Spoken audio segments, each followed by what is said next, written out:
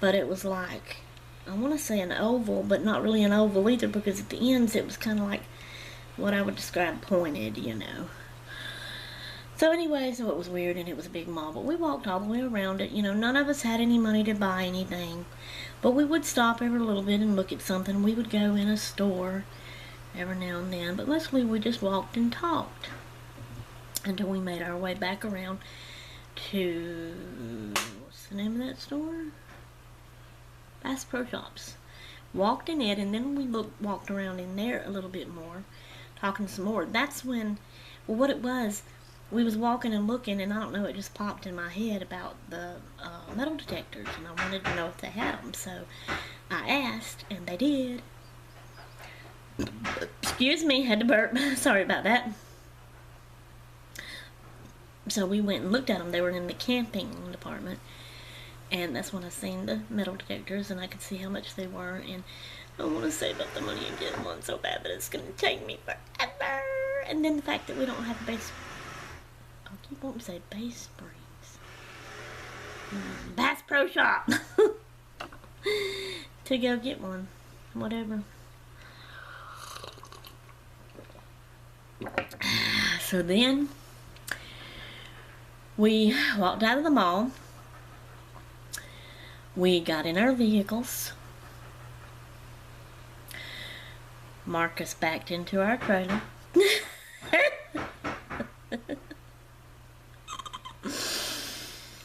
Because Albert, me and him was in the truck, and he had pulled up behind their car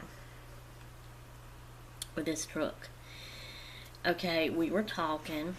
We hugged them by. No, we didn't. That's not where, because we didn't. I don't know what I'm thinking. We were talking, and then they got into their car, and we were fixing to leave.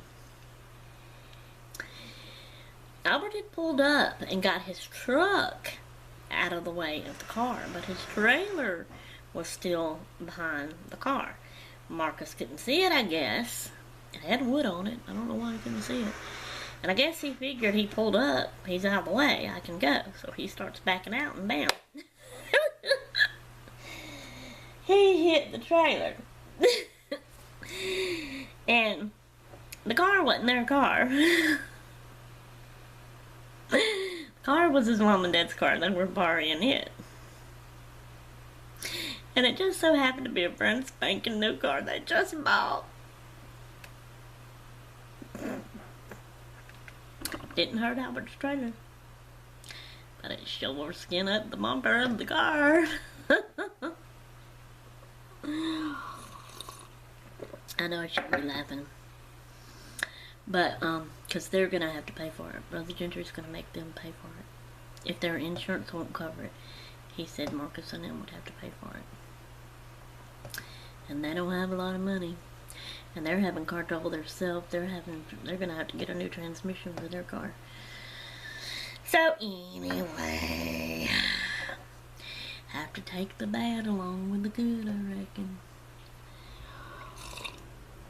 Y'all, this is gonna be one more long vlog. I may actually have to put it up in parts, because this one is now showing 3 minutes and 43, so I know I've done at least one 20-minute vlog, and like I said, it continues on. Oh, don't bump it, you mess it up.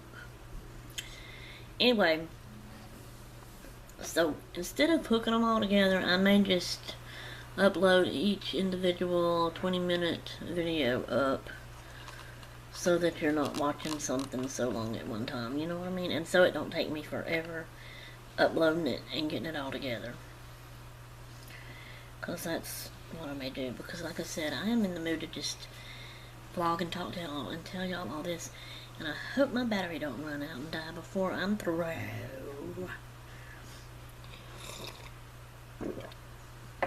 So anyway, we left the mall parking lot,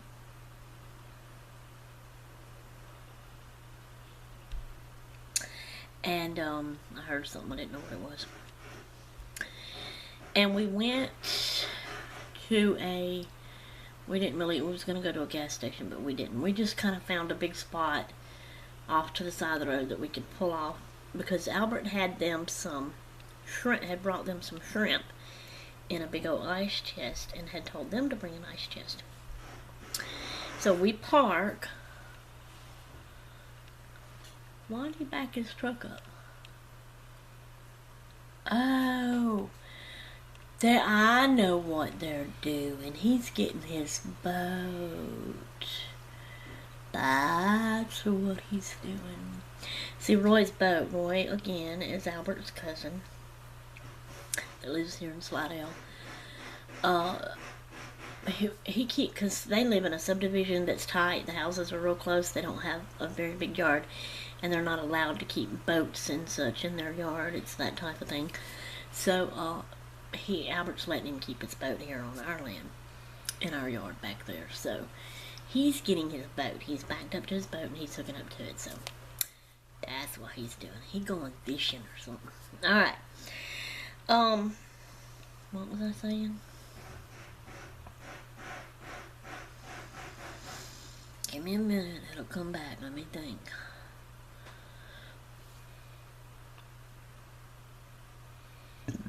Excuse me, I'm sorry, y'all, that I'm being rude and burping on camera. I can't help it. I don't feel good. Anyway. Okay. We pulled off on the side, on the spot. Got out. Marcus got his ice chest out.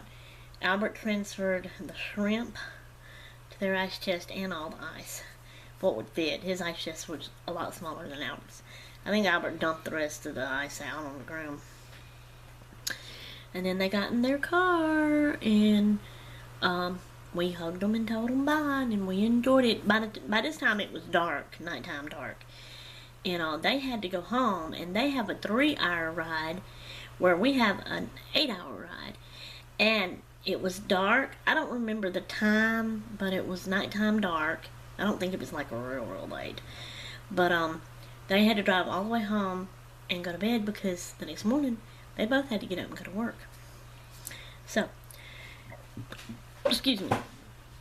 So they left and we left, and what we done is we headed back towards home. But we knew we wasn't coming all the way home. We were going to stop and get a room, and so we did. We stopped in Alabama. Don't ask me what town, because I don't remember. I don't even know if I ever even knew. But we stopped in Alabama and got a room. And believe it or not, had to put up with a little bit more bad to have some good. But it happened just as we was turning into the motel. Albert lost a tire off the trailer, and he didn't realize it. He said he felt something that was different and kind of heard something but didn't know what it was. Looked out his side view mirror and didn't see anything. But then we was turning in to the motel, and we heard somebody hollering, screaming. So he opens the door and looks out, and somebody back yonder is hollering at him and pointing. Well, then he looks and he sees his tire come off, and then the tire rolls out like on my side. I'm looking out my window and I see it. It's rolling out on the field, and it rolls and stops and falls down. Yeah, he's got his boat. He's pulling out with it now. And so he had to pull off and stop, and he went out there and got his tire. It didn't have any lug nuts on it.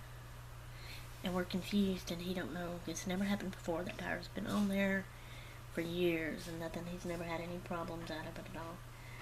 Alright, she's out of the shower. Anyway. So we went on to the room, and got a room. And he had to ask the motel lady if she knew around there any hardware places to get. He told her about the tire, and he needed to get the stuff to be able to put it back on the next morning. So she gave him a list. What we done after we got our room, brought our stuff into our room, there was a right up at the front. See, it was a long road that came from the highway, if that was a highway, to the motel kind of in the back, and that's why there was a field where the tire had rolled off in. So, and that road was a hill towards, it was a, what was it? It was a Crystals. And so we left our room and we walked, and it was a hill walking up that thing to Crystals. And that was our supper that night. We ate at Crystals there. But then going back, it was downhill, so it was okay going back to the motel. So then, we stayed in a motel. I got to watch a little bit of HGTV, which I can pull that up on my laptop, and I do sometimes and watch it, but I love that station. I love watching them decorate the homes, and I love watching the people on House Hunters find a new home. They always show them 3 homes, and they look at them, and then they choose the one they want. And I like trying to guess which one they would choose, but I also like saying the one that I like the most out of them 3. And I'm always saying, y'all pick that one, pick that one, pick that one. Sometimes I do, sometimes I don't. So that's fun. Oh, and then the show Hoarders on there, where people hoards and their house is like piled up to the ceiling. Y'all ever seen that show? It's cool. It's nasty, but it's cool to watch the show. And it's almost piled up to the ceiling with clothes and boxes and bags of stuff. They're hoarders. They buy, they bring it home, don't even take it out of the bag, and it just starts piling up, and they don't get rid of it. And they just have little pathways walking through in their house. Can't hardly get around. Sometimes don't hardly have a place to sleep. Can't cook in their home anymore. It's ridiculous. But then people come in and they help them go through the stuff and get rid of stuff. And the person cries, the person fusses, and don't want to get rid of their stuff. It's a disease that people have where they buy this stuff and collect it and can't get rid of it. And so, but they help them get it all cleared out. They help them get their home cleaned up. If anything's messed up and tore up about the home, they help them fix it and get it all fixed nice, and maybe new furniture, and then they show that, and it's a nice, neat, pretty house then, and the people love it, and they've even sat back on their couch and just went, it was like a relief to them to have all that stuff out of there and everything. So anyway, I love watching that show too. Okay, so we stayed in the motel. The next morning, Albert got up and he had to go to the hardware store and get the stuff. Then he had to come back to the motel and actually work on the truck. He had to work on the wheel, putting it back on. And then also, I can't remember just how, but something happened to one of his lights on the trailer. So he ended up having to cut the plastic off the wires and twining the wires together, and then winding the black tape around it and get the light thing all hooked up right and everything. So that took a little while, and we ate the free breakfast, so that was good. And then we got back on the road and headed on home and came on in. I'm sure we stopped and ate lunch somewhere before we got home. Where did we eat? And what did we eat? Okay, I think it was chicken nuggets at McDonald's. I think that's what we done. Yep. And then we came on in home, and it was late in the evening, and I was tired from the trip. That was Thursday, right? Yeah. And I did that little quick clip because I had, was that Thursday? Yeah. Anyway, Albert had checked the mail, and I had gotten the pocket letter from Becca, and I opened it on camera, and then that's when he come toting in the big old thing of crawfish. Y'all remember that? And I showed that, and that was our supper that night, was crawfish. Him and Elizabeth had left and went and got crawfish after we got back home. And excuse me, sorry. And so I just did the short little clip video about that. So that was Thursday. Okay. Friday, which was yesterday, because today's Saturday.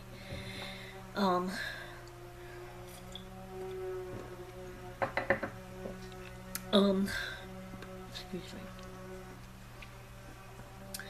I had a doctor's appointment Friday morning at 10:45. had it for a while. We knew about it, so we got up and got ready. You know, Albert has to take me. So, seemed like he did something that morning before we left. Like he went somewhere and got something or did something, I don't. Or maybe it was he just came outside and worked on a few swings and gliders, because he gets up, you know, my appointment wasn't until 10:45. But we had to leave at 9:45 because my doctor is in Chalmette, Louisiana, and that's an hour's drive away. I hate that. But anyway, so... Butch, quit making that noise. I can't stand that. Ah. Anyway, so we left and went to my doctor. Oh, I had to fast the night before, which was Thursday night, after we ate our crawfish. You know how I stay up late and I always end up getting something else to snack on or eat on, a bowl of cereal or something. I couldn't do that. I feel like I'm wrong about something. Was Thursday night when we had the crawfish? I can't remember. I hate when I do that. Anyway, so I had, after 12 o'clock, I could not eat anything else. I had to fast. That morning when I got up, I could not eat my breakfast. And I'm the type of person, as soon as I wake up, I gotta get something to eat in my empty belly. I can't stand it. But I couldn't. So, and then we had an hour's drive. You know, that was hard. So, got to the doctor. The reason for that was because I was going to have blood work done. Because, you know, before, when they done the blood work, that's when they called me and told me that the numbers for being a diabetic was a little higher than normal. It wasn't yet high enough to actually be claimed that I was a diabetic yet, but it was higher and it was close, and I needed to watch that, and I needed to back down on the bread and the sugar and try not to eat as much of that, and moderation, she called it, which is hard for me, especially I have a sweet tooth and I love chocolate, and I feel like I have to have something sweet every day, almost after every meal, and especially when you tell me I can't have something, that makes me want it that much more. And at first, I think, even though it was hard, I think I did pretty good. But then I think I started slacking and started eating a little more and a little more and a little more and a little more. I can't help it. So anyway, then, so that was for that. And so my deal was to go back in 3 months. So yesterday was that 3-month appointment to go back and get more blood work done. So that's what I did. We got there, got the blood took, and you know what? They usually, let me see if I can get my arm. Can y'all? It's in the way. Y'all see my elbow right there, my pretty elbow. So inside here where it bends, that's usually where they do take the blood. But this time they didn't. Let me see, where's it at? It's right there. So here's my bend. See, and in there is where they usually do it. But they came down here. Ah, quit darkening on me. And so it's right there. Can y'all see that little bitty mark right there? That's where they took the blood. That's kind of up further on my arm. The bend is right here. That's weird that they done that way up. That's the first time they ever, out of all the years I've had blood work, first time they ever went way up on my arm like that. Weird. Anyway, I thought they always had to do it in the bend. I don't know. But anyway, got blood taken, and I talked to them about my inhaler, how I had ran out and hadn't gotten my medicine. I had thought that they had it set up to come to me through mail. I was wrong. That's not how it was supposed to be done. Hang on, I just sneeze.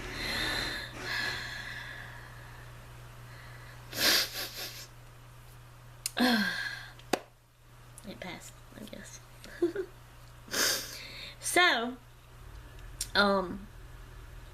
What it was